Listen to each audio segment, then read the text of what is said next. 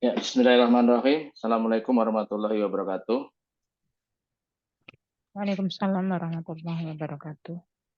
Sebelumnya minta maaf ini telat lambat karena ada beberapa teman yang belum bisa join karena pakai ID, code dan yang lainnya belum bisa. Namun karena waktu kami coba akan mengawalin. Bismillahirrahmanirrahim. Mari kita berdoa semoga pada Allah Subhanahu wa taala, semoga Allah memberikan ridho dan barokahnya atas apa yang kita pelajarin pada malam hari ini, khususnya untuk pembelajaran prinsip dasar diagnosa lidah. Di dalam pembelajaran hari ini, yaitu kita akan membahas tentang sejarah diagnosa lidah. Ya. Kenapa sejarah ini penting? Pada sejarah ini penting karena dari sejarahlah TCM tercatat dari sebelum peradaban mulai ya munculnya api sampai sekarang. Dan TCM itu tercatat sebagai sejarah nomor 3 ya, sebelum Babilonia dan Mesir. Peninggalan zaman yang sudah lampau. Dan tadi saya share untuk PDF materi, dan PDF materi ini ringkasan, dan kami juga sudah siapkan untuk teman-teman nanti sejarah dan cerita. Ya, nanti berusaha berupa PDF kurang lebih sekitar 88 lembar yang mungkin sebagai teman-teman untuk dicatat atau menjadikan catatan penting bagi kita. Saya mengawali kegiatan pembelajaran ini dengan sejarah diagnosa sejarah. Ini karena dari sejarah itulah kita bisa mengenang apa yang kita lakukan nenek moyang kita atau sejarah yang lainnya. Sehingga ini sangat penting. Nah, alhamdulillah pada malam hari ini sudah ada 13 partisipan ya. Dan ini untuk di Hong Kong kelihatannya Bu Ratna gimana Bu? Ada yang sudah bisa masuk Bu? Maaf, sambil saya ngecek. Yang lain belum, Pak. Belum Belum bisa. ya? Ya, saya aman. Yang lain belum bisa masuk. Kenapa ya? Nggak tahu kenapa, tapi di saya aman. Yang lain pada mental. Begitu ya? Oh, masukkan email Anda, kata Sadi. Kenapa masukkan email ya? Coba mungkin aplikasinya diupdate dulu atau mungkin dibersihkan di caching itu. Di Ahmad. Itu kemungkinan settingan Zoom-nya, Pak. Itu hanya mengizinkan yang terdaftar Zoom.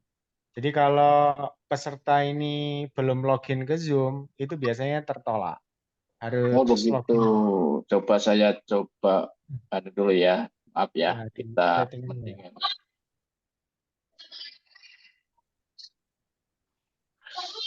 Dengan di Zoom ya. Padahal di emailnya saya settingnya hanya nama saya doang ya. Tapi sebentar. Sambil.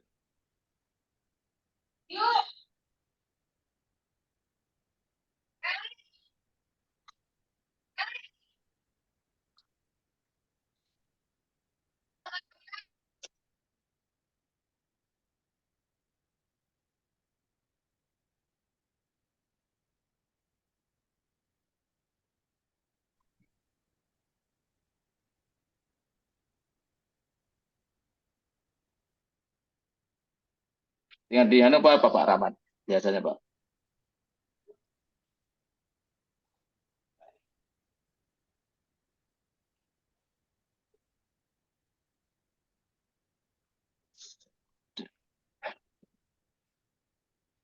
Sebentar.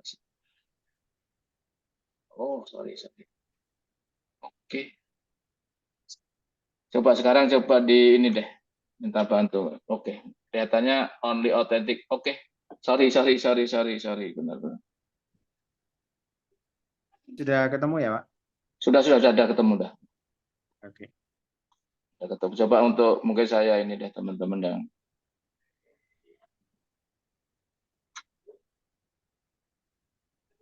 sudah saya rubah settingannya. Sudah, Pak.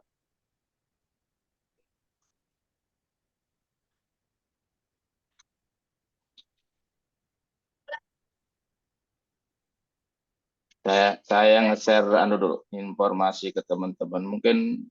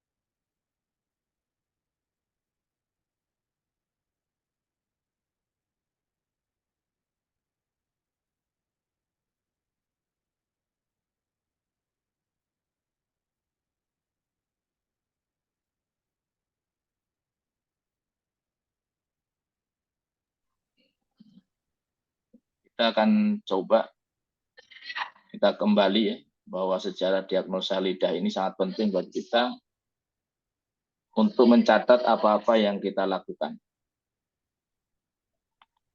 Nah, sejarah ini diawali pada dinasti Shang. Ini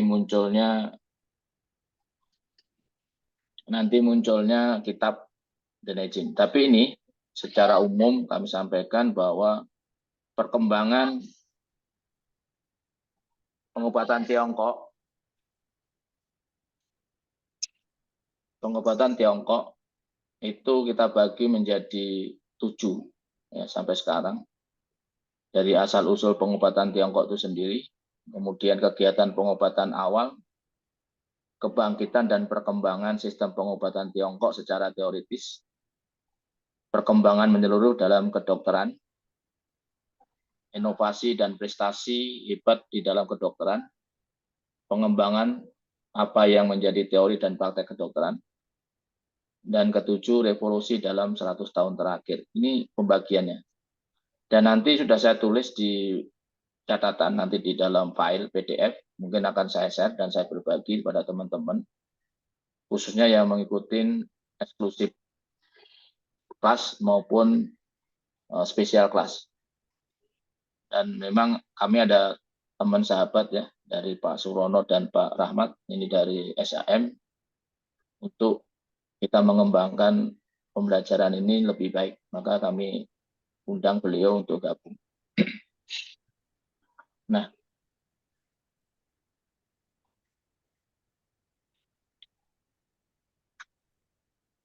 di awal asal usulnya TCM ini adalah itu sebelumnya saya untuk zaman purba, tapi kita langsung masuk ke dinasti Shang ya, atau sebelum dinasti Shang. Dan munculnya kitab Huan Di Nejing dan Shenong Ben Chao Jing.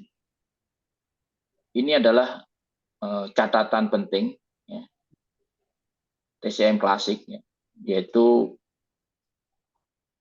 diskusi antara Kaisar Kuning yang bernama Huan Di dan Kaisar Api yang dianugerahi gelar Shenong. Shenong ini adalah seorang petani yang selalu mengamati dan mencatat apa yang terjadi di alam semesta saat dia bertani. Ya. Dan wawancara inilah makanya muncul kitab klasik Kaisar Kuning,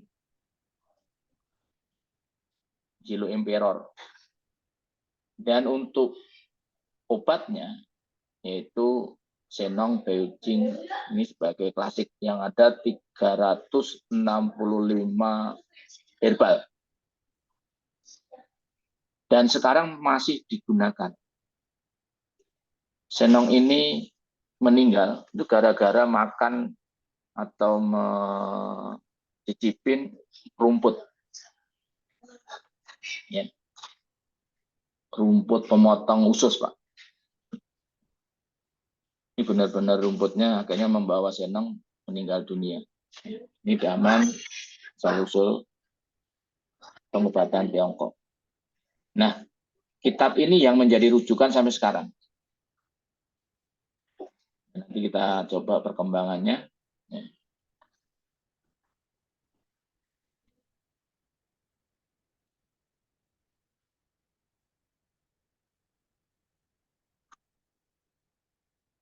Nah, zaman dinasti Shang, ya, di masa 1700 sampai 1100 sebelum Masehi. Ini banyak prasasti pada tulang ya, yang menggambarkan penggunaan anggur dan air panas sebagai obat, penggunaan jarum dan pisau perunggu sebagai instrumen bedah, dibuat untuk berbicara dan nah ternyata Pak, anggur dan air panas sebagai obat. Coba, ini penting loh Pak. Anggur itu apa? Bukan anggur buah anggur ya, yang memabukkan itu. Ini zaman dulu sudah digunakan sebagai penghangat sebenarnya, sebagai penghangat hasil fermentasi. Kalau sekarang itu probiotik. Kemudian yin, dia berjasa dalam memperbaiki metode rebusan dan memperluas penerapan. Jadi metode rebusan yang kita gunakan herbal itu ini zaman 1700 sampai 100 sebelum Masehi itu sudah ada oleh yin. Nah, sampai generasi sekarang kita masih bingung seperti apa metode rebusannya. Mudah-mudahan nanti kita di kesempatan waktu kita akan coba bagaimana metode rebusan yang digunakan di dalam herbal. Nah, saya mengajak teman-teman semua juga akan bisa menggunakan dengan sesimpelnya. Ya, ini perkembangannya.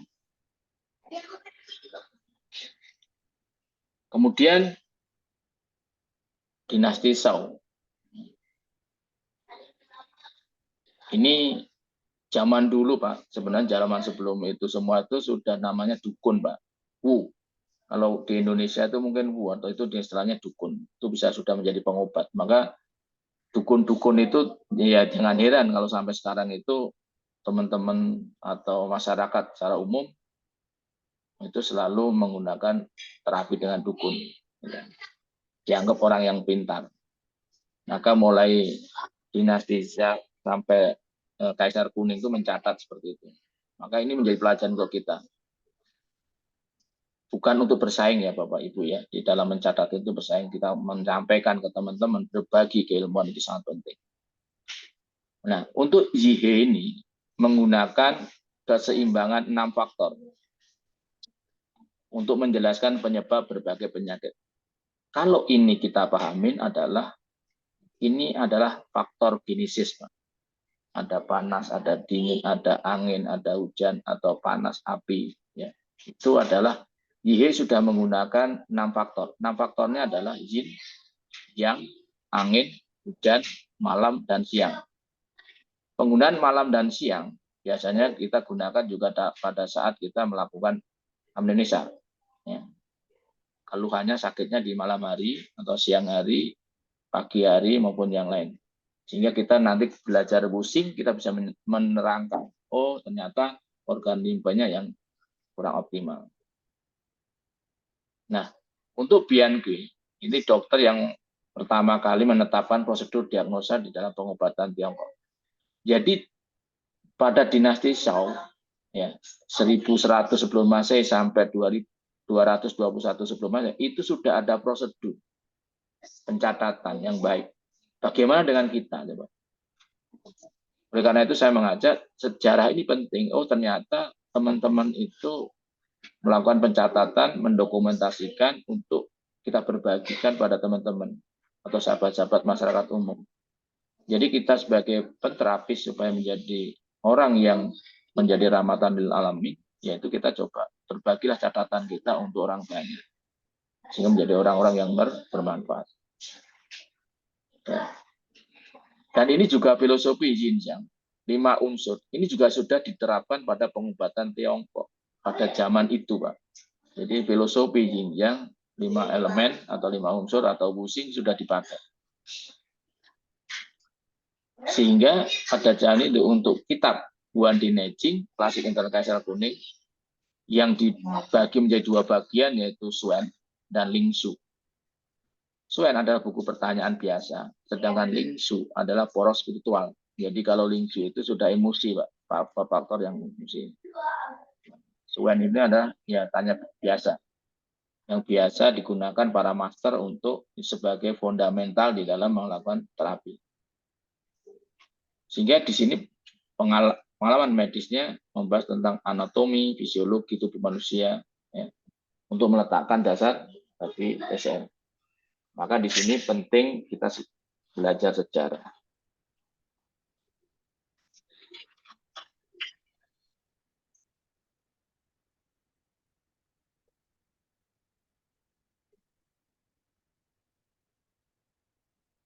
Maaf ya. Kemudian perkembangan berikutnya yaitu di zaman Qin dan Han. Dinasti ini yaitu 200 sebelum Masehi sampai 200 sekian. Dinasti Qin dan Han ini adalah dimulainya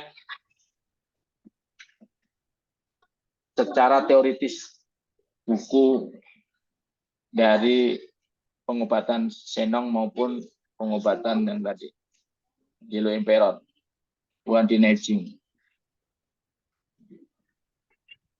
Ini sudah digunakan secara sistematis. Sehingga pada saat itu, pada zaman yang mungkin tabibnya siapa, Usir ya, Bing Fang, yaitu tentang teori 52 resep. Ini sebagai referensi farmakologi Tiongkok di dalam melakukan pengobatan. Dan Senong Bio Ben Chao Jing, pengobatan herbal klasik Senong ini, yang saya menulis sebagai referensi di dalam pembelajaran saya dan pemahaman saya terkait dengan pengobatan TCM klasik, saya membuat buku ini. Ada 365 obat-obatan Tiongkok, dan dia juga menguraikan tentang prinsip kombinasi, Pak. Jadi ada resep. Jadi kalau satu ini dikombinasikan dengan obat ini akan menjadi seperti ini untuk mengobati begini. Ini ada. Jadi kami sedang menyusunnya juga.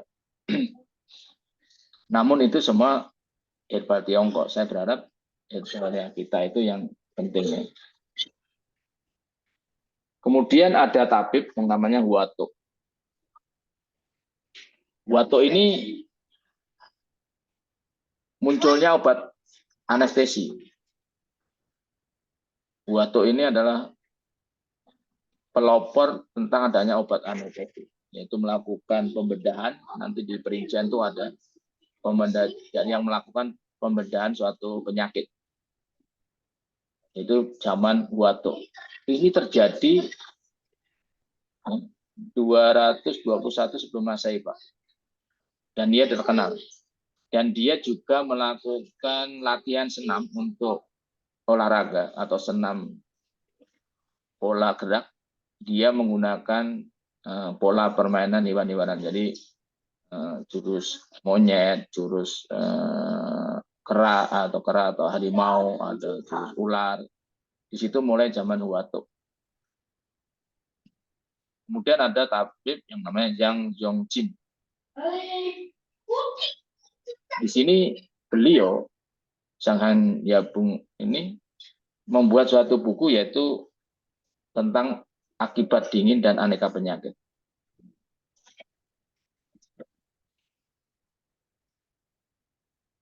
Dan disitulah ada 269 resep menjadi dasar klinik modern. Jadi kedokteran modern ini sudah mulai sejak zaman ini. Sebenarnya kita harus mempelajari kitab-kitab ini. Gunanya apa? Ya kita akan lebih detail. Mudah-mudahan nanti kami bersama teman-teman akan mencoba menyusun. Sementara waktu kita belajar tentang pengobatan Tiongkok ini sebagai dasar. Namun karena Indonesia itu belum tercatat, ya maaf saya belum tahu apakah benar-benar sudah tercatat dan tersusun baik atau belum.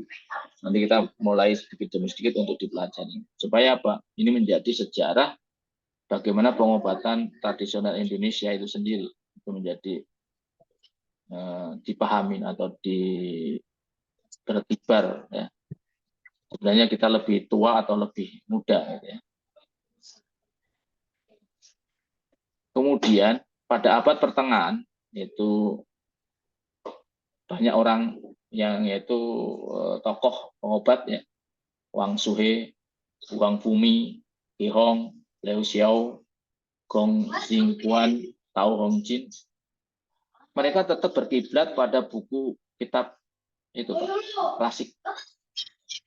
Ya. Tetap dia berkiblat. Jadi kalau kita ketahui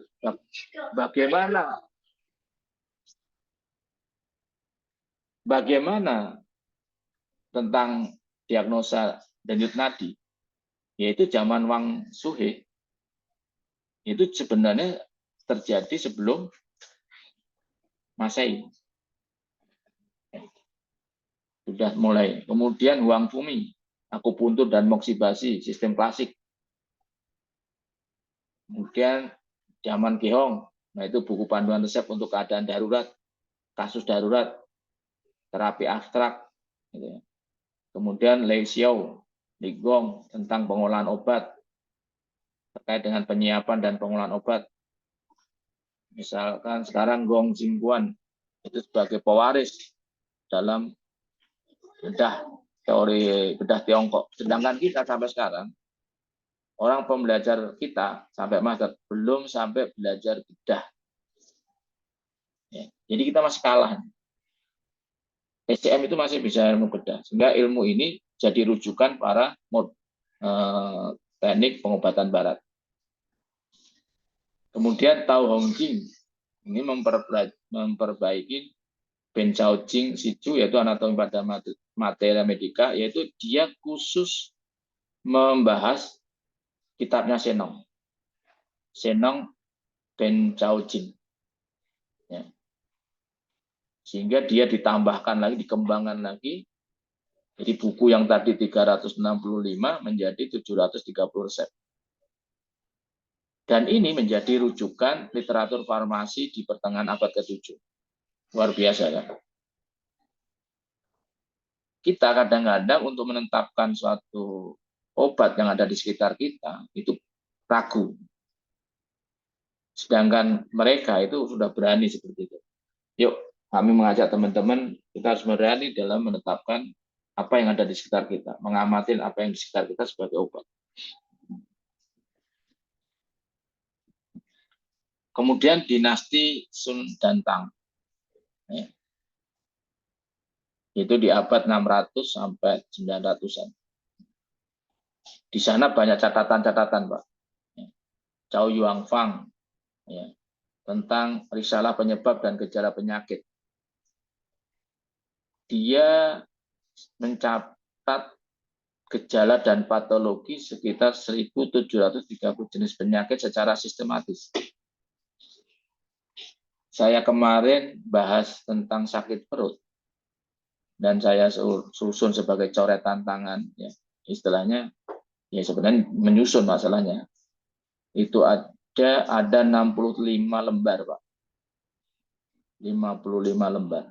Sakit perut hanya satu dong, sakit perut. Saya sakit perut.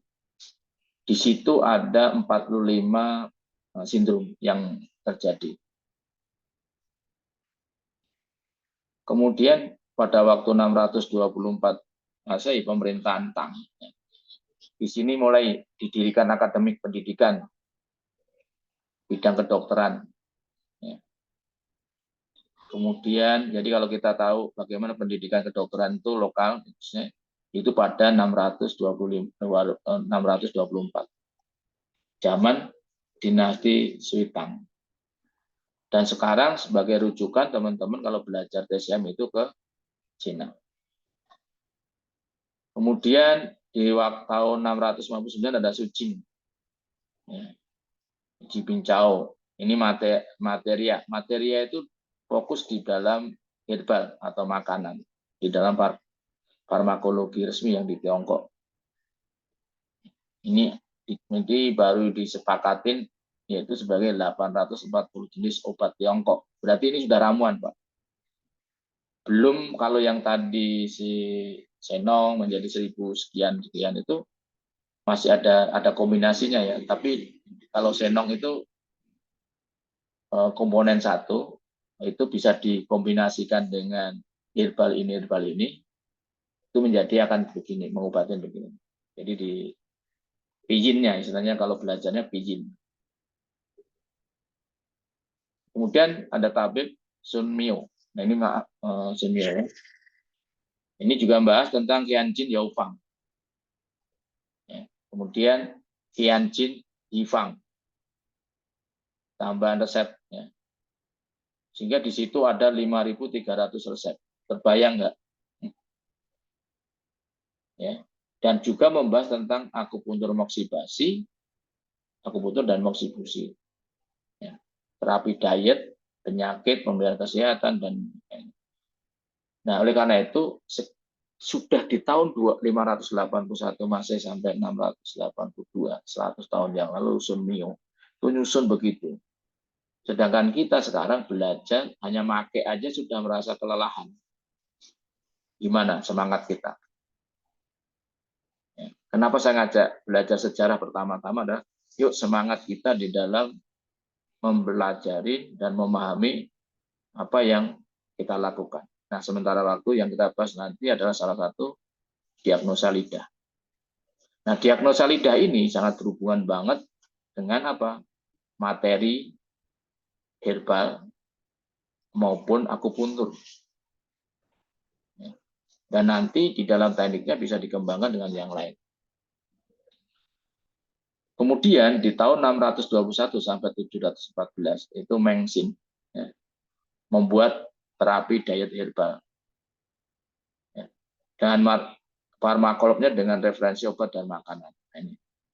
Dan ini saya sangat setuju, saya sering ya saya gunakan bagaimana kita menggunakan makanan sebagai obat. Bukan minum obat, tapi bagaimana kita makan itu sebagai obat.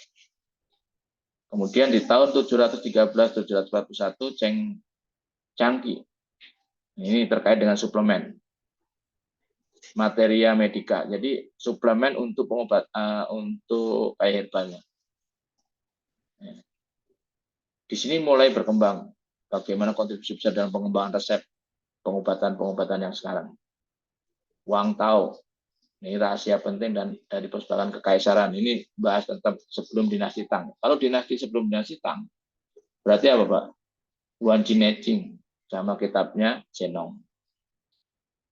Master Taolin, ya, metode tentang trauma patah tulang. Jadi pada terjadinya terapi patah tulang kita sudah tahu, oh ternyata di tahun 841-846 Master Taolin itu melakukan pengobatan dengan metode rahasia mengobati trauma dan patah tulang, bedah tulang dan traumatik.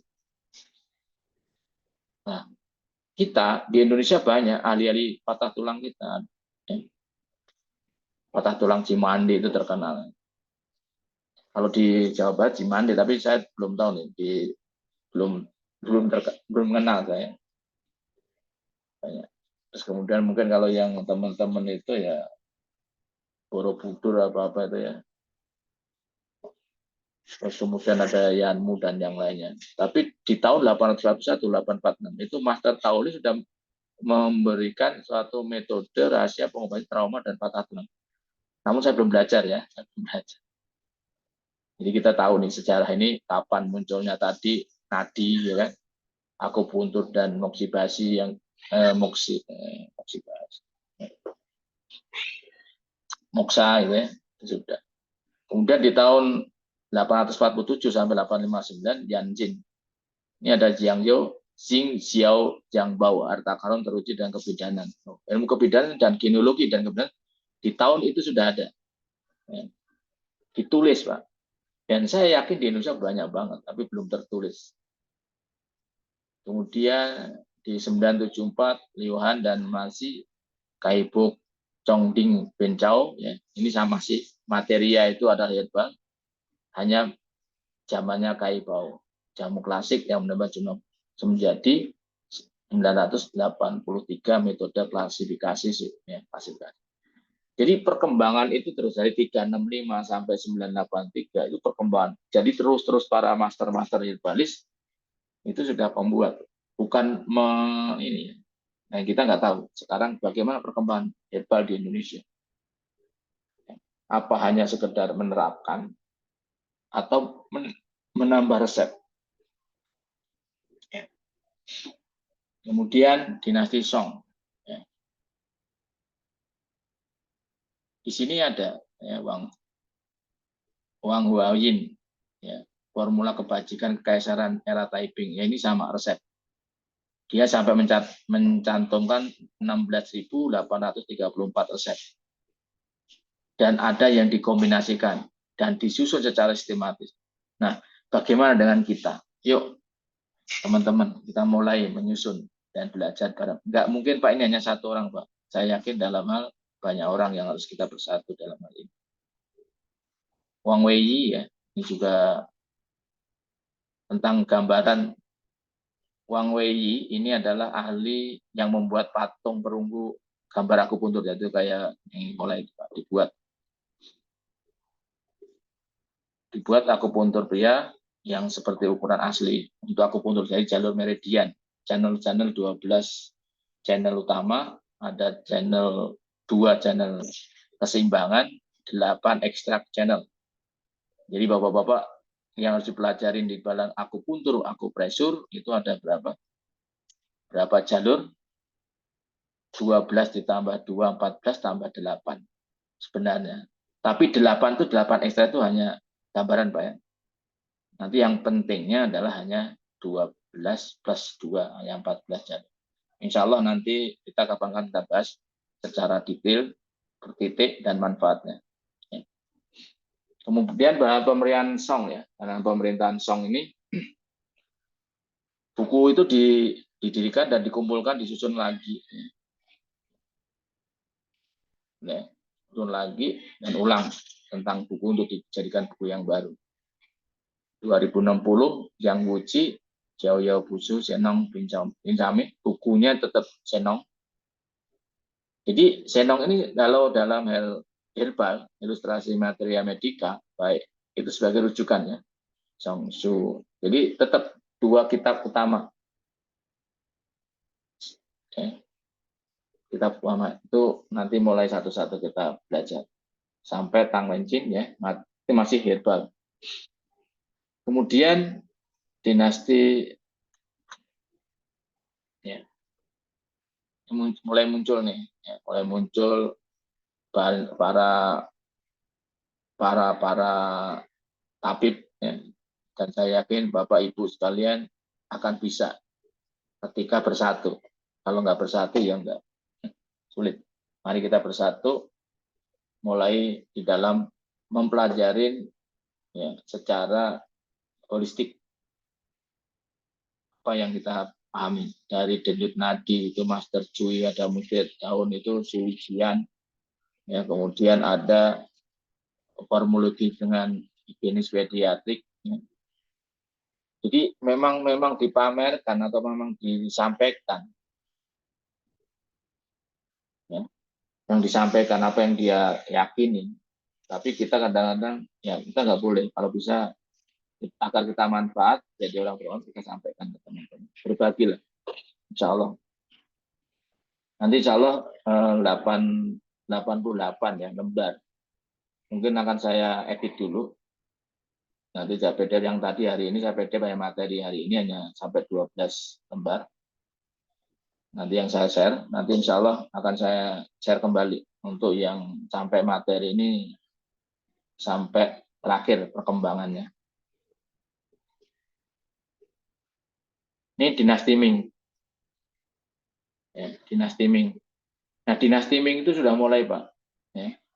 Jadi ini akupuntur dan moksa itu di stop. Karena apa? Karena pada saat itu anaknya beliau nggak sembuh. Di terapi, akhirnya ditutup semua rumah sakit. Kemudian muncul yang melakukan apa? Maaf itu salah diagnosa. Muncul akhirnya diperbolehkan kembali. Nah, ini para tabib, sinse, master, pengobat ya, yang pada zaman dinasti Ming. Jadi pada periode 1368 sampai 1644 Masehi. Ya. Tetap dua kitab yang digunakan. Kitab Senong sebagai herbal, kitab Wan Dinejing sebagai baik kaidah 5 unsur maupun yang lain.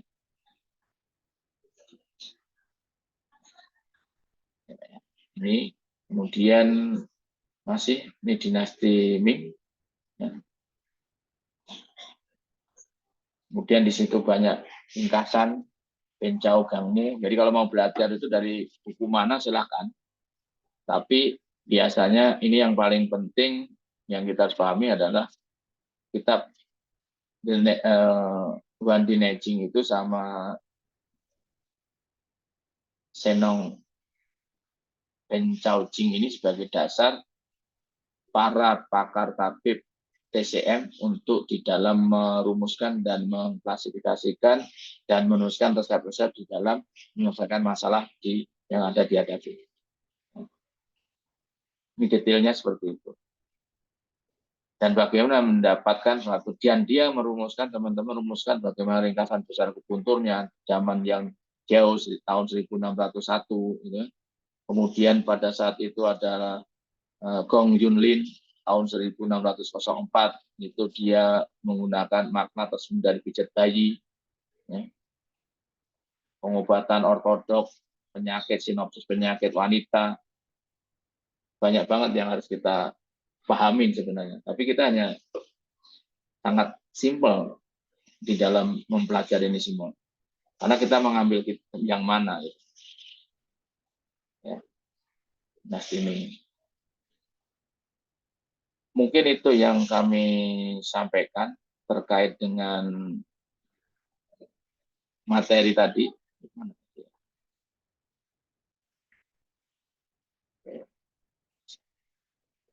Ini ya.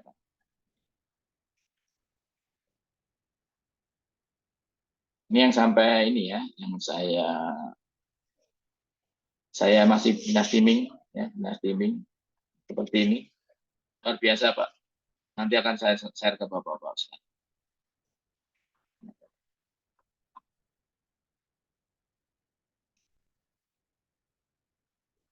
Mungkin sejarah TCM adalah seperti itu, Bapak-Bapak sekalian.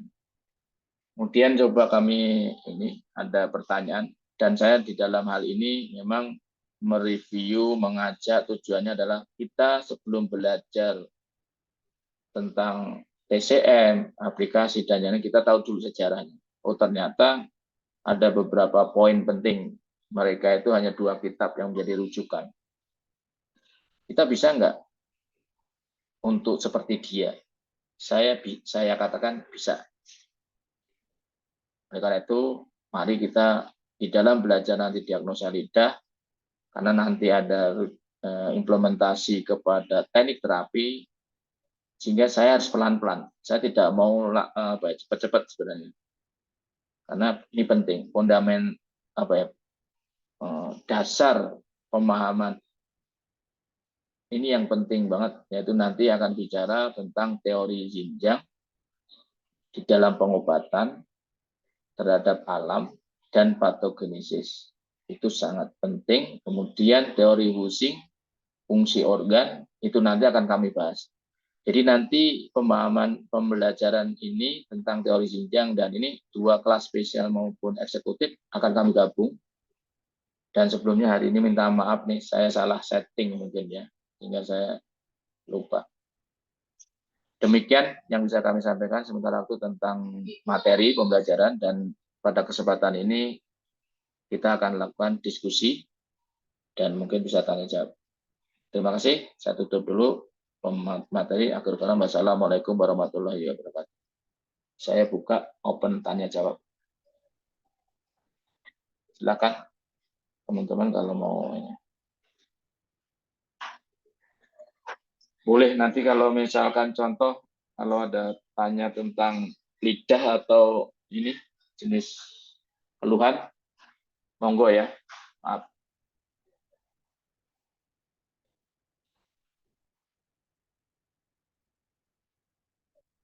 Silakan Bapak, ada pertanyaan atau mungkin ini. Bebas. Assalamualaikum.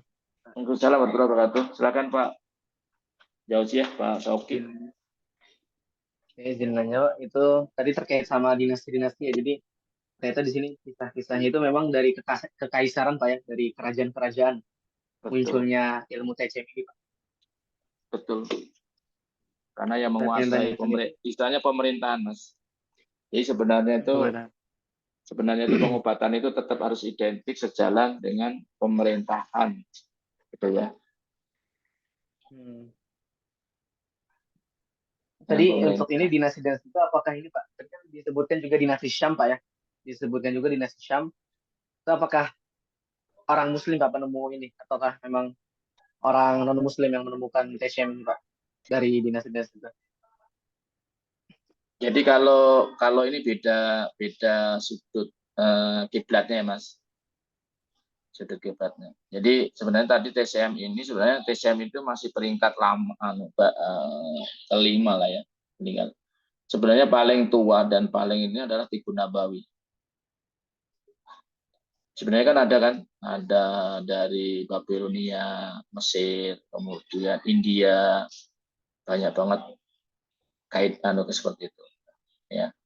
Tapi sebenarnya Tibu Nabawi itu paling tua karena hanya perlu penerjemahan aja. Dan kemarin beberapa kita coba bahas tentang surat Al-A'raf ayat 7 gitu kan, tentang bagaimana makan. Jadi ilmu makan itu sebagai sarana dalam kehidupan, kemudian adanya sinar matahari dan rembulan, siang dan malam diterbitkan Allah dengan sebagai bermanfaat, itu sebenarnya di Al-Quran sudah ada, hanya perlu diterjemahkan dan tafsir. Di situ sih Mas. Kalau tentang sejarah tadi ya kita bicara bahwa memang yang menuliskan itu adalah zaman kerajaan. Kalau di Indonesia itu sebenarnya zaman kerajaan Majapahit pun sudah ada. Tapi di catatannya di mana gitu kan, sekarang kan kita perlu cari. Kalau di Cina sudah mulai disusun gitu kan. Kalau kita kan belum. Mungkin saya kalau di keraton-keraton itu sudah ada sih kerajaan. Maaf saya belum begitu paham, belum melajarin lagi tentang itu. Gitu Mas Sauki. Mas. Mungkin ada lagi teman-teman. Maaf ya. Maaf hari ini ada hal yang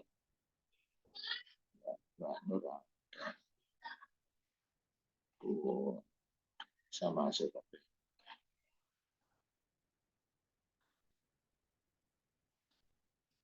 Nah, kalau sedikit cerita ini kemarin di grup sudah saya share ya. Ada diagnosa lidah itu ya. Sebentar.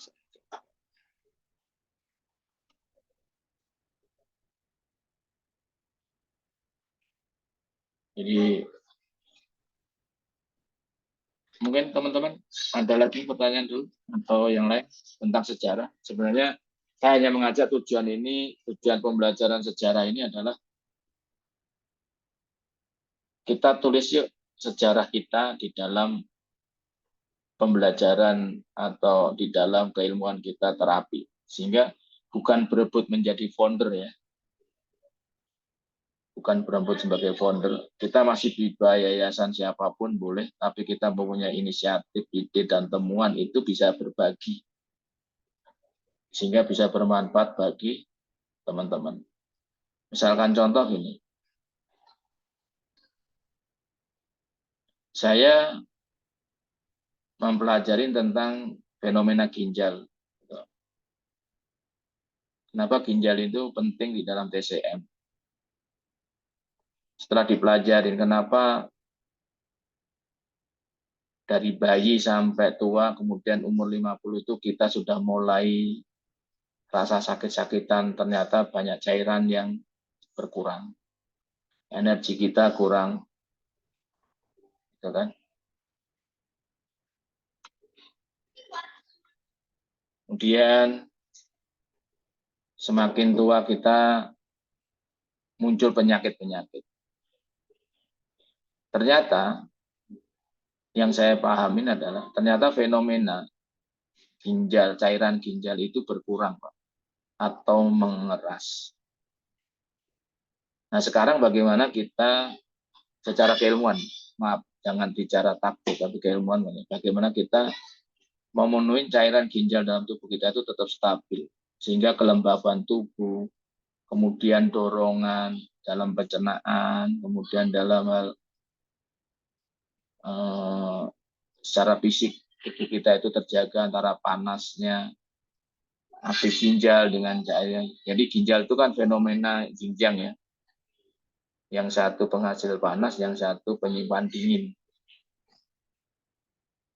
Nah, pada saat itulah bagaimana kita bisa menjaganya. Maka kemarin ada beberapa kasus yang saya dapat laporan ya, sahabat. Jadi beliau sudah berumur 50 tahunan. Dia sudah seorang wanita dan sudah tidak haid, menopause. Kemudian saya pas diskusi dengan saya suruh hanya rebusan kedelai hitam.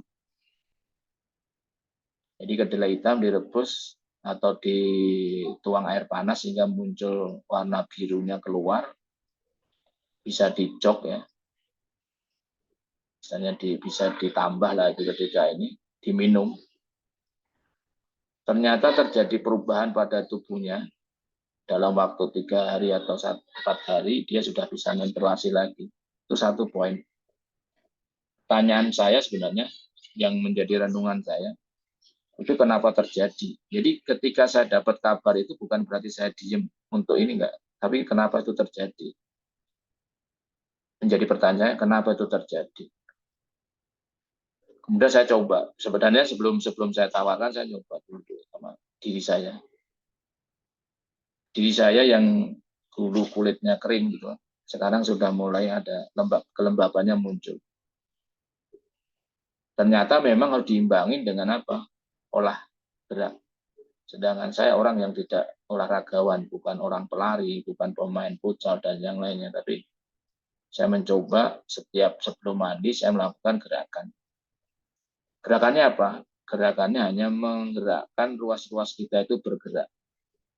Ruas jari tangan, kaki, leher, badan. Sesantai kita, bukan dituntut untuk lebih ekstrim enggak. Tapi ternyata itu membuat badan kita sehat. Gitu. Nah, saya mengajak teman-teman, ayo kita sama-sama memperbaiki pola gerak kita, pola makan kita, maupun jaga emosi kita di dalam Supaya apa? Supaya kita badan sehat, terjaga. Cairan tubuh kita nggak sering menguap, api kita tetap masih stabil. Saya mau mungkin tanya nih teman-teman. Ya. Jantung itu penyimpan sen. Jantung itu penyimpan sen. Atau emosi. Kemudian, yang memberikan panas api ginjal atau mingmeng ke jantung itu yang menghubungkan siapa?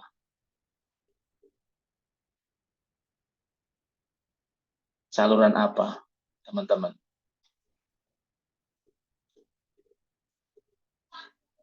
Pernah berpikir itu enggak? Gimana Pak? Diulang? Tenang ya. Jantung itu menyimpan sen, jiwa, kejiwaan. Jantung itu menyimpan api mingmeng untuk bergeraknya atau memberikan pemanasan peredaran darah, itu butuh mingmeng.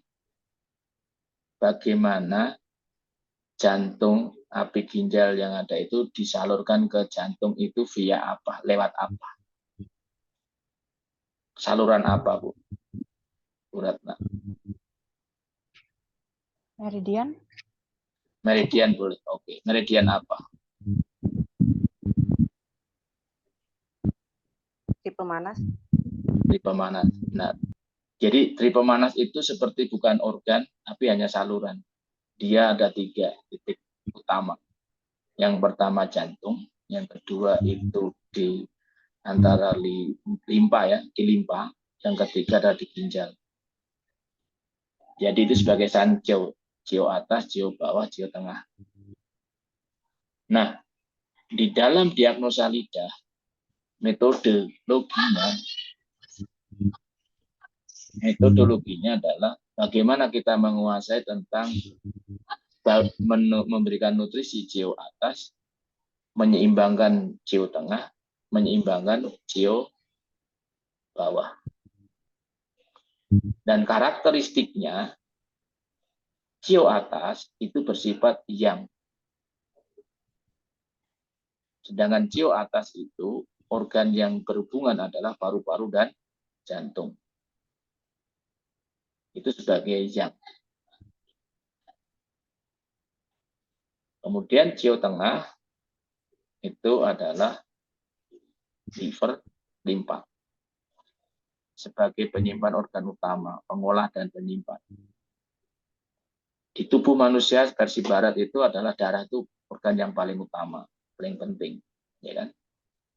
Dihasilkan di mana, disimpan di mana, dibentuk di mana.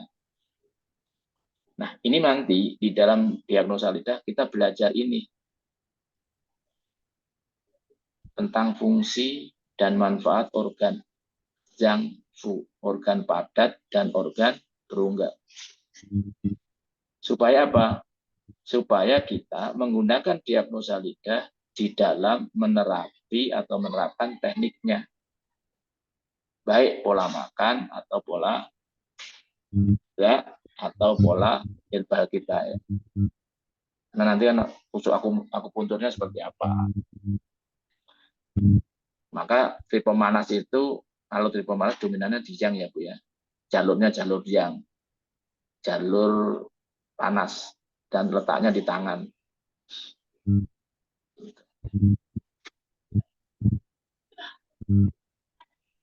Oke. Terima kasih Bu Ratna. Nah, ini ada pertanyaan teman-teman? Tadi ada pertanyaan dari Bu Ima ya. Terkait dengan begini saya terbayang nih sistem pengobatan Islam yang ditemukan Ibnu Sina. Apakah duluan Ibnu Sina atau TCM? Ibnu Sina itu kapan, Bu? Sebelum Masehi atau setelah Masehi? Prinsipnya itu menjadi sebagai rujukan kedokteran Barat, Ibnu Sina. Ya sebenarnya duluan Tibun Nabawi, Bu. Itu aja saya jawabnya. Bu Irma ya.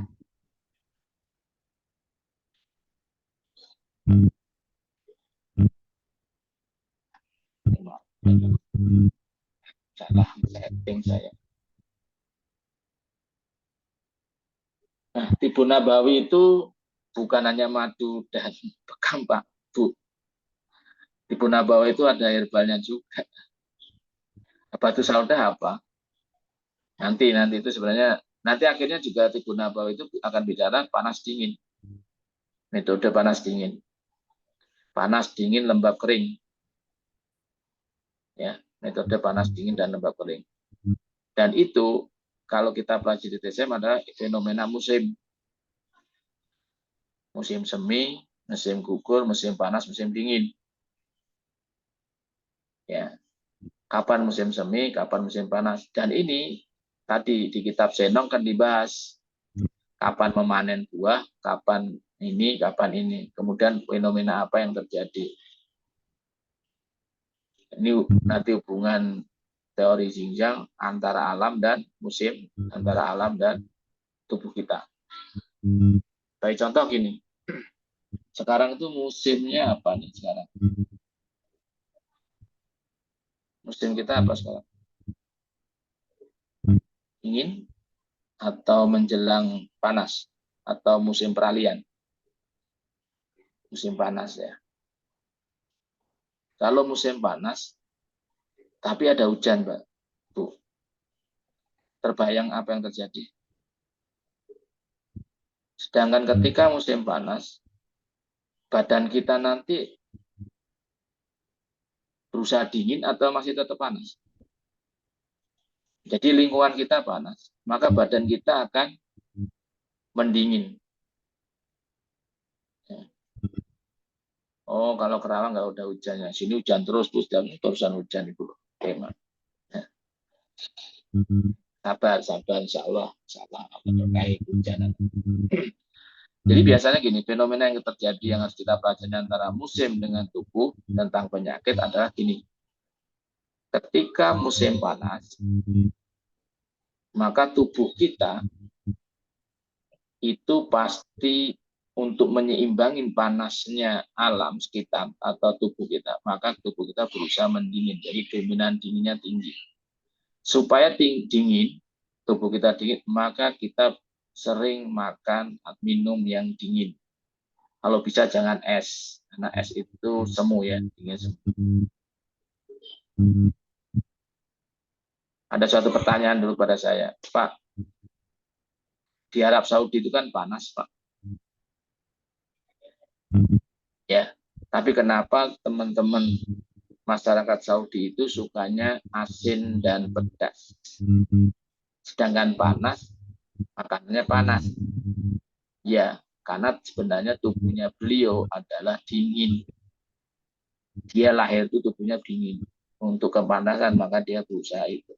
Seperti itu. Itu balancingnya seperti itu. Seperti halnya kita tinggal di laut dengan yang di gunung. Di laut itu panas. Di pantai. Tapi kenapa di sana banyak ikan asin? Dan itu sebagai makanannya. Sedangkan kalau di gunung, di Bogor, Bandung, Mojokerto, atau mana itu dominan sayur. Kalau dingin karena udah pegunungan.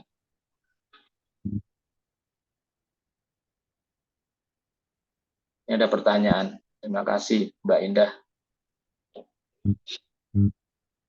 Ada pertanyaan bagus. Ini, untuk musim saat ini, Pak, cenderung banyak orang yang kena biduran. Alur penyakit bagaimana, Pak, secara holistik? Biduran. Berarti musim ini musim perubahan ya, Bu, Mbak Indah ya? Perubahan dari dingin ke panas. Iya, Pak. Sehingga yang diserang pertama kali adalah fungsi paru-paru. Makanya jam organnya paru-paru itu pertama. Ketika paru-parunya nggak kuat, maka itu akan terjadi. Biduran itu sebenarnya untuk mempertahankan kondisi. Jadi jangan sampai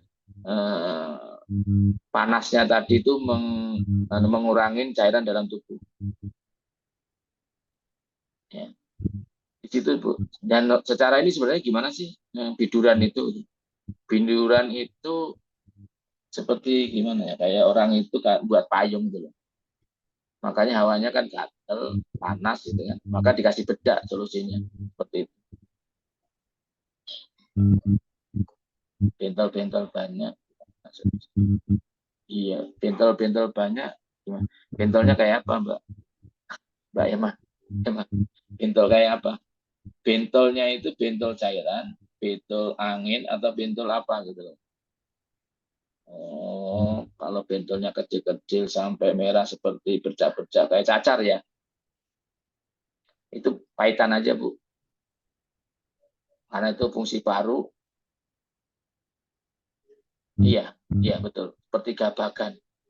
Kalau orang Jawa dulu gabakan itu biasanya jadi itu hawa panas Bu. Di dalam panas, di luar dingin, sehingga seperti bintik-bintik. Kalau di lidahnya biasanya ada bintik-bintiknya. Maka obatnya pahitan dan dingin. Sifatnya panas, pahitan dan dingin karena itu panas. Panas itu diobatin dengan pahit, tapi jangan terus-terusan ya, bisa kering. Makanya Sambiloto itu cukup 2 hari dulu gitu. Jangan sering-sering Sambiloto, karena nanti dingin, buat kering. Nanti Bu Ratna ya, kita itu Bu. Tadi seru ini Bu, kalau resep menghapus tadi itu saya gini, bukan resep ya sebenarnya ya, bukan resep.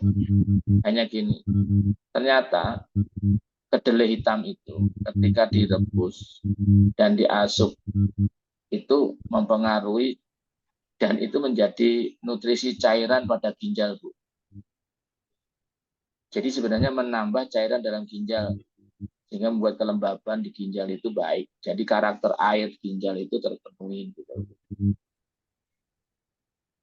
Gitu. Jadi cukup 2 sendok kedelai hitam ditambah air panas 1 gelas, itu nanti diulang-ulang nggak apa-apa tidak. Sehingga sampai biru, atau kalau memang bagus direbus juga nggak apa-apa. Rebus sampai mendidih, tapi tidak boleh pecah. Itu diminum berapa kali sehari, Pak? Minum 2 hari sekali atau 3 kali nggak apa-apa. Sebagai minuman nggak apa-apa. Karena itu memang kita butuh cairan sih. Sebagai pengganti air minum aja Bu. Nggak apa-apa.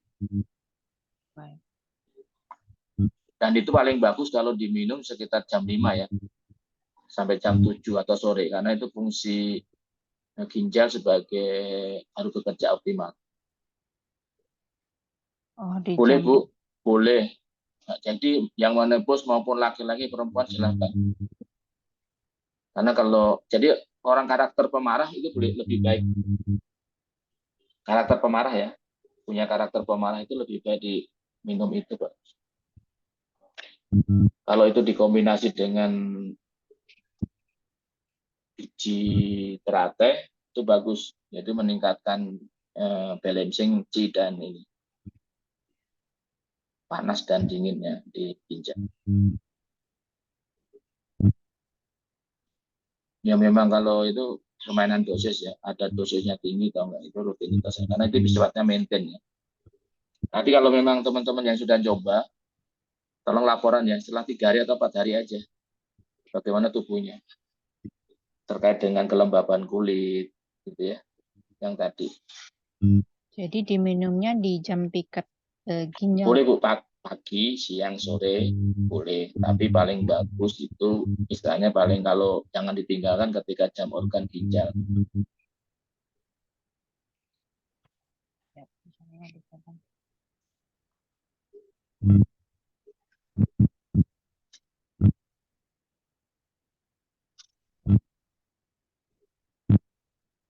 Ya, memang ini tadi gini Bu Indah ya, maka termasuk bisa menjadi booster ginjal juga. Jadi gini, karakteristik ginjal itu apa sih? Ginjal itu kan karakternya air ya. Air itu bersifat dingin. Iya, Pak. Sedangkan warna dingin tuh, kenapa di 5 unsur adalah ginjal itu warnanya hitam.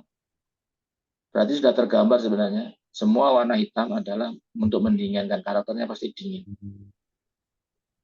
Dan ginjal itu kalau dikatakan ini yang dingin, bisa juga. Memang sebagai booster. Karena apa? Boosternya gini dulu. Bermanfaat booster itu, ginjal itu harus dingin. Maka ketika ginjal itu panas, maka muncul ED. Seperti itu. Jadi sebenarnya gini, kalau kita bicara 5 unsur, oke itu ya, cintanya kalau mati.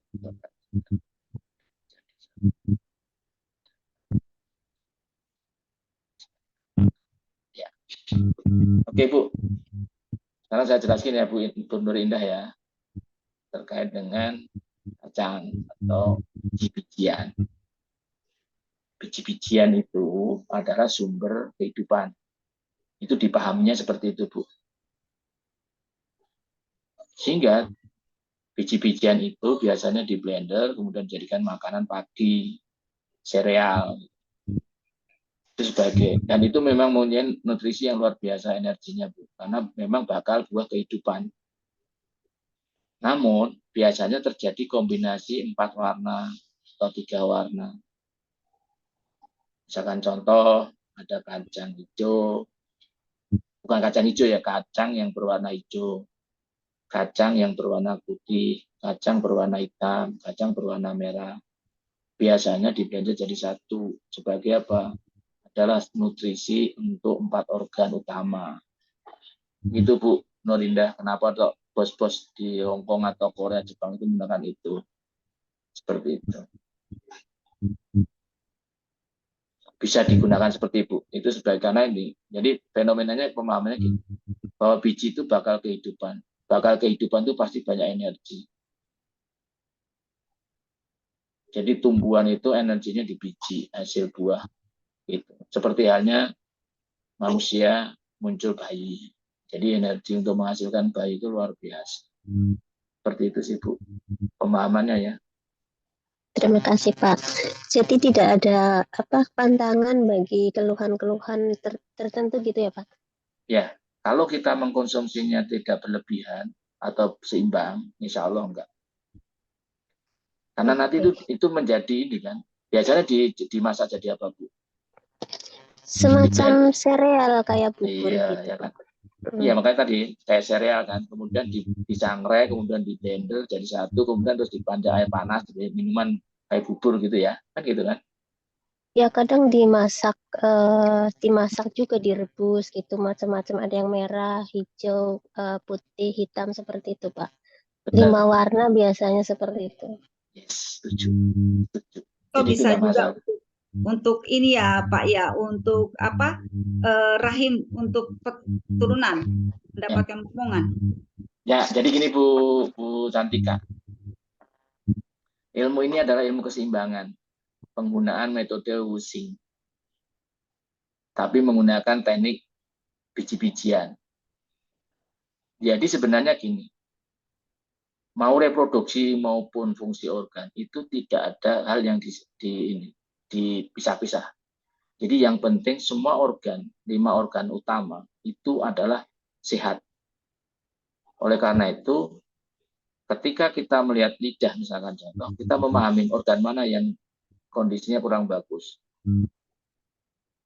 Jadi 5 warna Bu, kacang-kacangan itu kalau dipakai dimasak dalam setiap hari sebagai asupan untuk sarapan, itu nanti mengaktifkan semua organ liver yang berhubungan dengan warna hijau, merah berhubungan dengan jantung, putih paru-paru, coklat limpa, ya.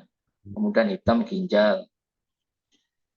Apalagi ginjal itu hitam, limpa coklat atau kuning, jantung merah, paru-paru putih, terus kemudian liver hijau, yang berupa kacang-kacangan Bu. Jadi itu banyak banget caranya. Bisa pokoknya 1 sendok atau yang satu ukuran sama.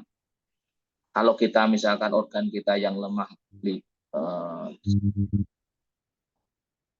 ginjal, maka warna hitam dominannya lebih banyak dibanding yang lain. Ya, nanti itu masuk teknik formulologi, formula resep. Tapi secara umum sama nggak apa-apa. Kemudian dia blender, kemudian kita diasup. Jadi nanti otomatis reproduksi bisa Bu. Untuk sakit yang liver bisa, atau mungkin sakit yang itu untuk asupan ya, nutrisinya food ya, nutrisi food. Itu seperti itu Bu Santika sama Bu Indah tadi. Terima kasih Bu Indah yang telah non-share ilmunya dengan pengalaman yang ada di Hong Kong terkait dengan asupan teman-teman ini. Terima kasih, keren-keren sekali Pak ya. Hah? Keren. Ya, jadi nanti sebenarnya kita itu kalau bisa itu dengan pola hidup nutrisi Bu. Tapi Insya Allah, Pak, izin tanya Pak, silakan. saya mengkonsumsi seperti itu tapi kulitnya masih termasuknya kering, itu gimana ya Pak? Kering, kulit kering berarti cairannya kurang kan? Cairan kurang. Cairan kurang, jangan banyakin yang pedas Bu. Oh, sudah nggak makan pedas karena sering batuk. Ya, jadi gini, jadi nanti ada teknik kalau yang kayak gitu nanti kita gunakan, coba Ibu sering di titik H, tahu Bu Nur? Sudah belajar titik H? Titik H? Masih belajar belum ini. Oke, titik H itu ada di siku maupun lutut. Ya, biasakan distimulasi dengan gesekan, pukulan maupun yang lain atau teknik pijat yang lain. Silakan. Untuk manipulasinya Pak, itu dilemahkan apa dikuatkan? Sekarang kalau namanya kering, berarti kenapa saya pilih H? Karena H itu titik lautan, sehingga untuk menghasilkan cairan, ya kan? Sehingga stimulasinya apa? Namanya kering berarti panas ya, berarti ditambahin air kan Bu? Nggak apa-apa. Jadi stimulasi pokoknya nggak usah bicara tonifikasi dan pokoknya stimulasi dengan gesekan, tepukan. Kalau saya sih karena ini kering maka ditepuk, jangan diusap, ditepuk-tepuk. Gitu ya Pak? Hah? Ya, dipijat ringan. Iya, dipijat ringan atau ditepuk-tepuk Bu. Baik Pak, terima kasih. Ini udah pelajaran ini nih, implementasi dalam teknik ini. Enggak apa-apa. Ya, nah, maka di forum nanti diskusi kita nggak apa-apa. Misalkan Ibu nanti misalkan bawa langsung lidah di terapi nggak apa-apa. Kan kemarin udah ada kan topologi lidah. Nanti insya Allah untuk materi lidah besok akan saya share sedikit. Yang penting-penting aja. Itu. Ada lagi teman-teman? Mudah-mudahan nanti ada inilah kita coba buat dengan materi yang divideokan gitu biar nanti bukan rekaman Zoom ya, tapi materi yang divideokan. Silakan Pak Doni. Silakan Pak Doni. Assalamualaikum warahmatullahi wabarakatuh. Waalaikumsalam warahmatullahi wabarakatuh. Gimana istrinya gimana istrinya? Alhamdulillah udah mendingan Pak. Lidahnya ditungguin. Iya. Lupa Pak. Apa terkait dengan lidah, pemeriksaan lidah ya? Kalau kita misalkan ada satu kasus lalu melakukan pemeriksaan terhadap lidah, itu apakah sudah bisa ditentukan dengan hanya pemeriksaan satu lidah atau butuh pemeriksaan yang lain Pak, seperti nadi misalkan atau yang lainnya, itu apakah bisa ditentukan hanya dengan lidah saja atau butuh data pendukung lain Pak? Gitu. Gini. Sebenarnya di teknik pemeriksaan itu ada 8 pola Pak. Bukan hanya lidah, karena hari ini kita dalam kelas ini kita belajar lidah, maka kita fokus di lidah gitu ya. Perlu palpasi nadi itu perlu Pak. Karena palpasi itu nanti akan lihat kaitan dengan darahnya, status darah dari yang beredar dalam tubuh. Seperti itu. Ini contoh ya Pak. Ini contoh nih teman-teman yang mungkin. Ini lidah sebelum diterapi. Ya. Kalau melihat ini ada parit, ya kan? Kemudian warnanya. Tapi ini merah loh Pak. Tapi kalau setelah toh jadi kayak ada warnanya ungu gitu ya. Ya. Tapi rata. Jadi ini teknik pertama pembongkaran Pak. Pembongkaran adanya plegma. Sehingga ternyata plegma itu muncul karena kanan kirinya terjadi parit itu karena beku. Maka ketika diure, maka akan warna ungunya muncul. Nah kalau udah warna ungu berarti sifatnya panas. Tinggal kita kasih nanti berikutnya kasih dingin. Itu tekniknya. Jadi palpasi kemudian itu sangat penting Pak. Sangat penting. Nah lidah penting. Tapi yang paling ini TCM itu nadi dan lidah biasanya menjadi rujukan. Kemudian nanti hubungan amnesia wawancara ya. Dari 8 diagnosa kemarin udah saya share ya. Mungkin masih perlu nggak? Kemarin. Oke ini kemarin saya share ya. Ini 8 pola Mas. Ini ya pemeriksaan. Jadi lidah itu salah satu Mas. Bukan ini enggak, salah satu. Tapi kalau Bapak terapis nggak usah semua 8 dilakukan, tapi yang cukup mau lidah atau palpasi silakan nggak apa-apa. Misalnya contoh bentuk tubuh ini, gemuk, kurus, ya. Terus kemudian gerak-geriknya, ya. Kemudian rambutnya, kepalanya, matanya, telinganya, hidungnya, bibirnya, tenggorokan, gusi, gigi, pengapatan tenggorokan, kemudian garis jari pada anak, warna garis, terus kemudian timbul tenggelam nadi, tinja, muntah, air seni, gitu Pak. Udah Pak, banyak kan? Suara. Ya. Jadi ini yang tadi kaitan dengan makanan di dalam surat Ar-Ra'd. Jadi bukan menjadi lidah sebagai hal yang ini enggak Mas. Boleh menggunakan nadi ya. Oke.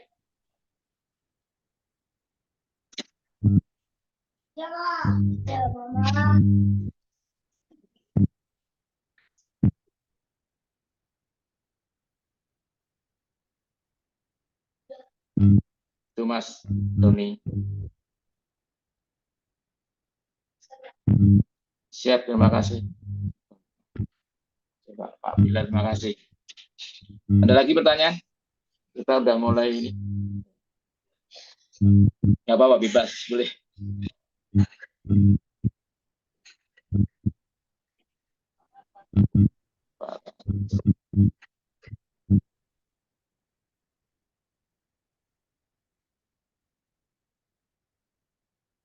Pak Bilal itu apa Mbak Puput? Batuk pilek Pak. Oh, itu batuk pilek. Kemudian batuk pilek, kemudian apa tadi? Muncul ruam. Demam kalau nggak. Hasil demam ya. Jadi sebenarnya gini, yang diserang pertama kali itu adalah tingkat imunitas. Antibodi tubuh kita itu yang menyimpan, yang mempunyai antibodi tubuh itu yang pertama paru-paru. Yang kedua adalah usus buntu. Nah, ketika orang itu usus buntunya diambil, maka antibodinya kurang. Nah, antibodi usus buntu ini untuk sebenarnya mengantisipasi masalah yang ada di bawah perut usus. Ya. Kalau paru-paru ada organ yang di atas, yaitu di paru-paru. Ya. Itu. Kemudian muncul batuk pilek, kemudian setelah itu ruam. Ya, ketika antibodi nggak ada, nanti itu sebenarnya jalur Q ya, jalur pembentukan Q-nya. Jadi antibodinya itu sebenarnya kurang, sehingga lama-lama menyerang perut dan yang lain.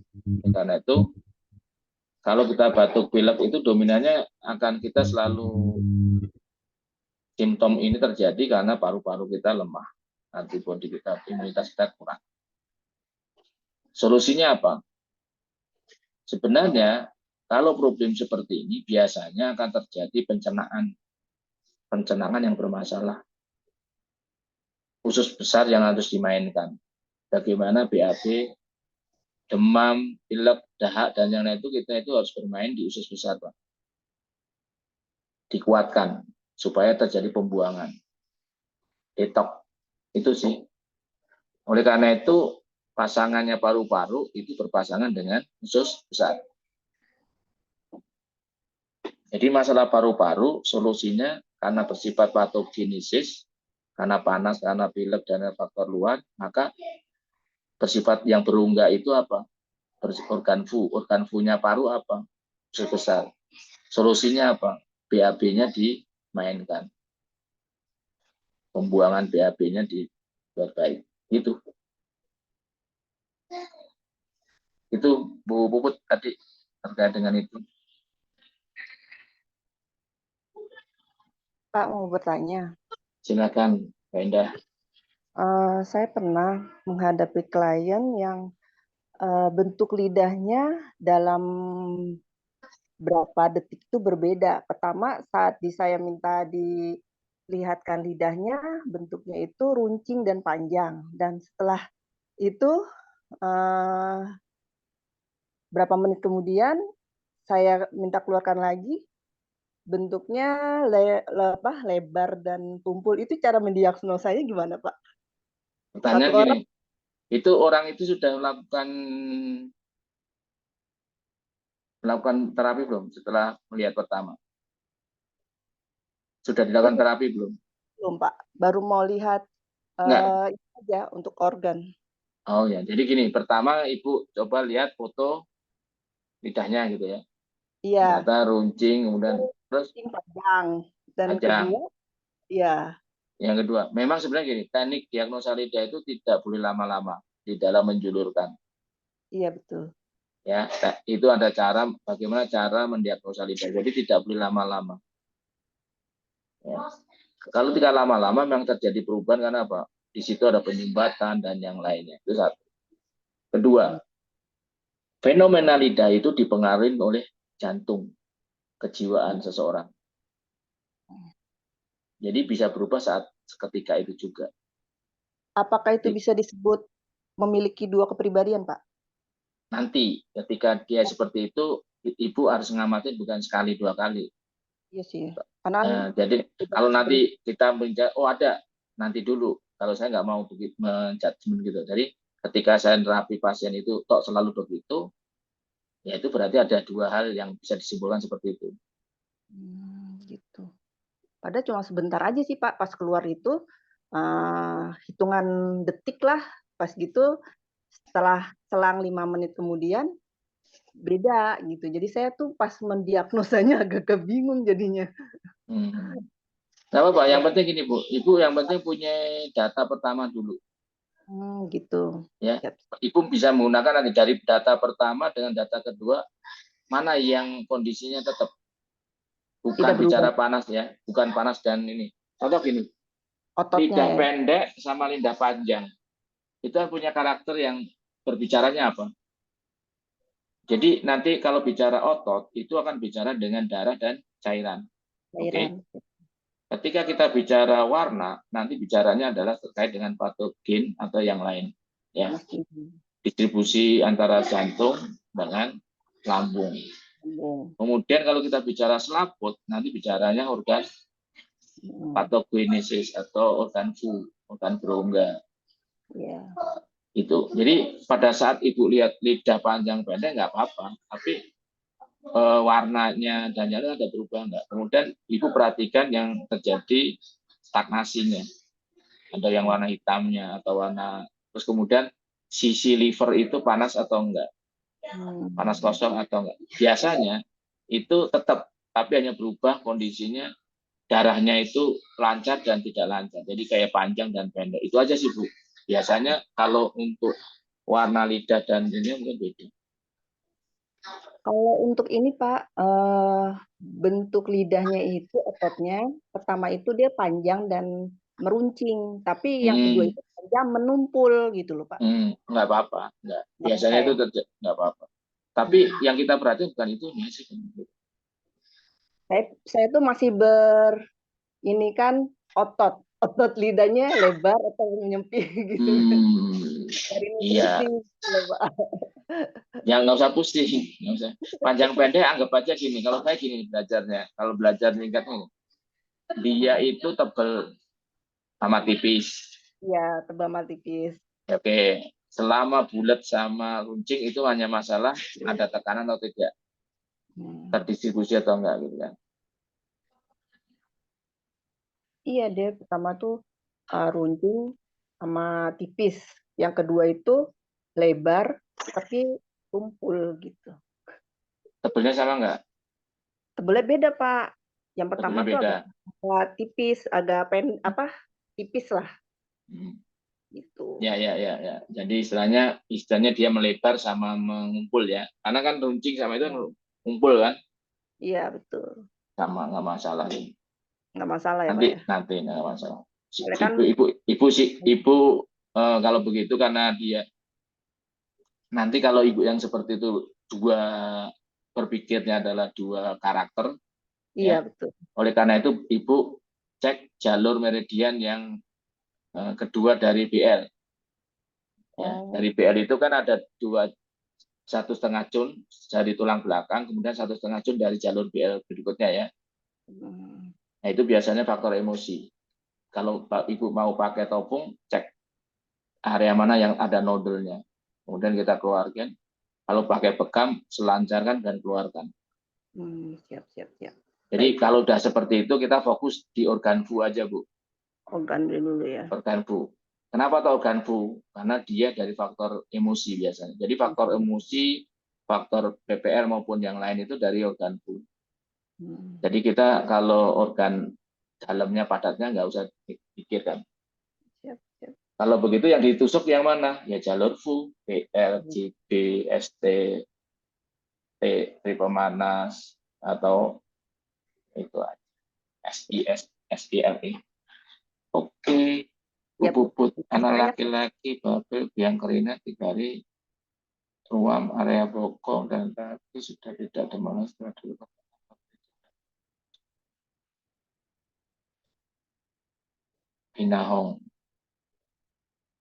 Binahong untuk ruangnya sih cepat. Ya bisa Bu. Binahong juga bisa itu Mbak Puput dipakai. Oke, ada lagi? Kita tinggal 15 menit. Mudah-mudahan, maaf nih hari ini, nggak apa-apa nanti ada rekaman. Insya Allah nanti. Saya lupa setting. Tapi kenapa teman-teman bisa masuk kan yang lainnya enggak? Mungkin Zoom-nya ya Pak Rahmat ya. Oke, Bu Cantika, Bu Erna, ada pertanyaan? Ini masih sejarah ya. Jadi saya mengajak teman-teman belajar sejarah ini, kita simpulkan bahwa belajar sejarah ini sangat penting sehingga kita perlu mencatat. Jadi yuk kita sebagai negara yang suka mencatat. Dan saya sudah belajar ke semua di beberapa negeri ya. Ada di negeri Jepang, kemudian Korea, Thailand. Hanya orang kita itu luar biasa cerdas, luar biasa pintar, luar biasa kreatif. Satu catatan, kita itu malas mencatat. Malas menulis di dalam coretan kita. Satu. Yang kedua, kita malas berbagi apa yang kita pelajari. Oleh karena itu saya mengajak teman-teman, yuk kita berbagi apa yang sudah kita pelajarin. Nggak apa-apa.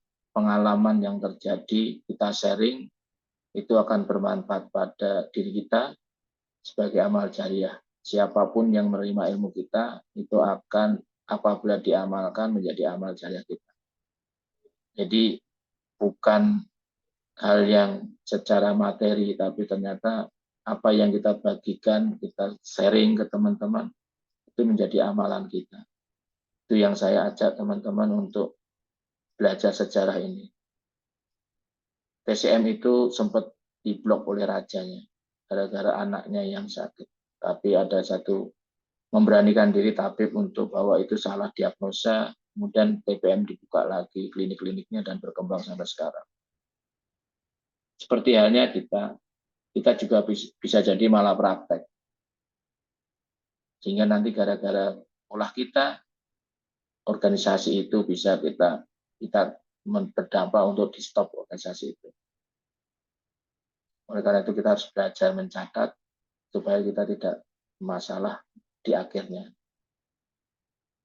Mungkin itu yang pada malam hari ini yang bisa saya sampaikan, dan semoga apa yang kita pelajari pada hari ini dan diskusi mempunyai manfaat yang banyak, menjadikan barokah kita untuk semua yang ada di sekitar kita nanti, sehingga bisa mengamalkannya.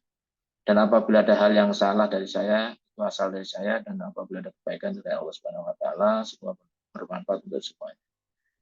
Mungkin Zoom ini kita tutup, dan sebelumnya saya mohon maaf yang sebesar-besarnya bagi teman-teman yang belum bisa bergabung, dan tetap nanti insya Allah saya akan share Zoom-nya ini, karena ini lebih baik kita buat Telegram ya, karena biasanya memorinya luar biasa.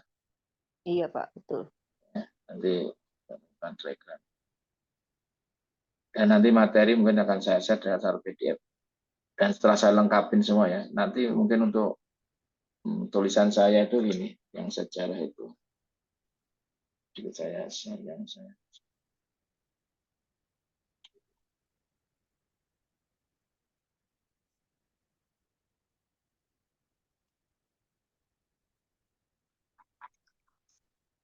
Ini 89 lembar. Jadi ini baru saya buat kemarin di bulan Februari ya.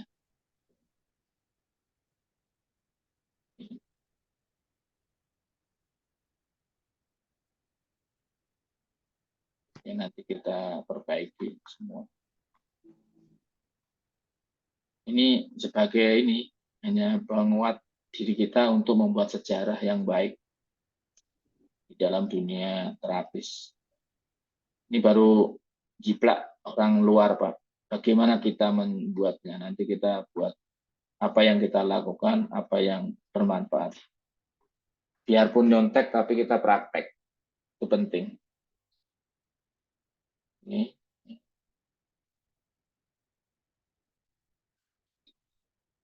Ya kan. Ini pengaturan tulang dan bedah ini sudah zaman Wuling ya, Mongol. Seperti ini. Demikian yang bisa kami sampaikan. Terima kasih. Wassalamualaikum warahmatullahi wabarakatuh. Dan kita berdoa, doa majelis. Subhanallah, alhamdulillah, semoga apa yang kita pelajari pada malam hari ini bermanfaat. Amin. Terima kasih banyak Pak Kris. Terima kasih. Terima kasih banyak, Pak. Kita tutup ya. Assalamualaikum warahmatullahi wabarakatuh. Waalaikumsalam. Waalaikumsalam warahmatullahi wabarakatuh. Warahmatullahi wabarakatuh.